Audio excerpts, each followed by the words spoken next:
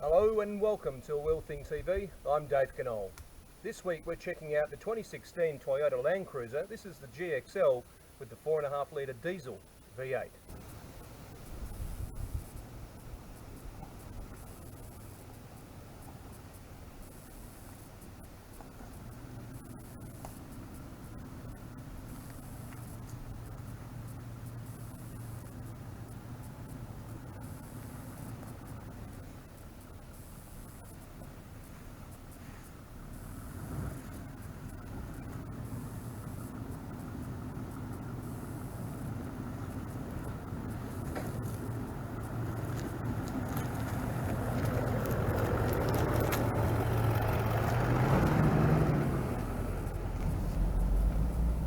The GXL is in low range with the centre lock diff. Just taking it nice and easy on this particular little section, coming back to where we came down. The car's smooth, stable, it's 600 plus Newton meters of torque at around 1600 RPM, just crawling the car through. And this is a bit that has turned out to be quite a nice little test piece of road.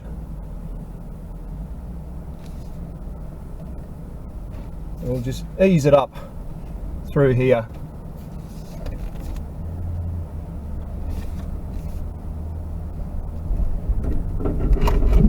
Feel the four-wheel drive system kicking in. Traction control is off when it's in low range. And it's just crawling its way over quite nicely.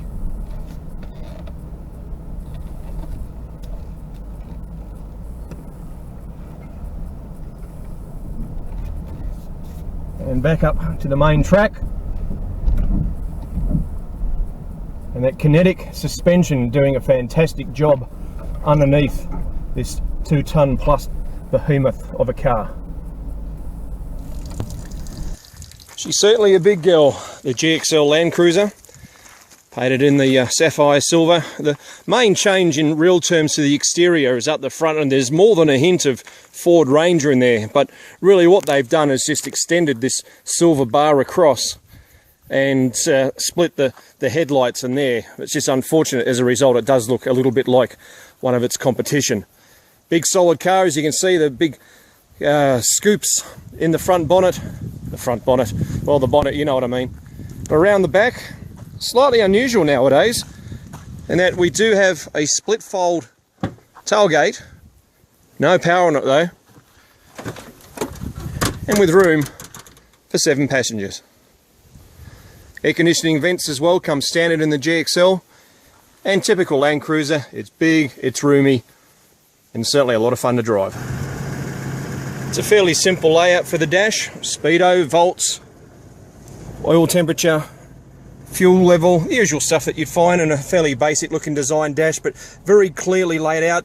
Stays with the traditional Japanese way of, if you have the button for dual and it's not lit, everything moves. Put it into dual mode, which would normally think, well, both of them are working. You actually then have separate temperature zones. Makes no sense whatsoever. Down here, the drive controls. As you can see, the center lock diff, traction control for various speeds, your choice for low ratio and for hill descent just there as well. And you've also got a nice big storage container for anything cold or warm you'd like to pop in.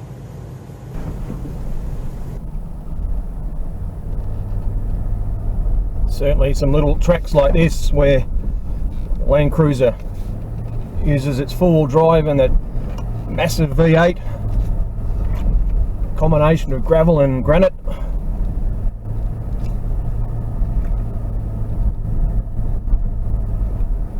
Nice and easy, really doesn't stress the car at all coming up that kind of slope, as you'd expect.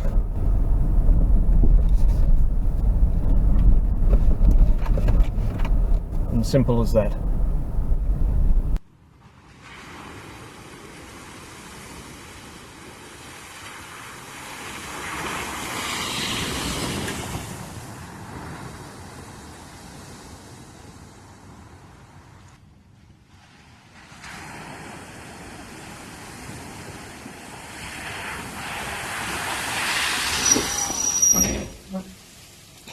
GXL is close to $89,000, the entry-level GX.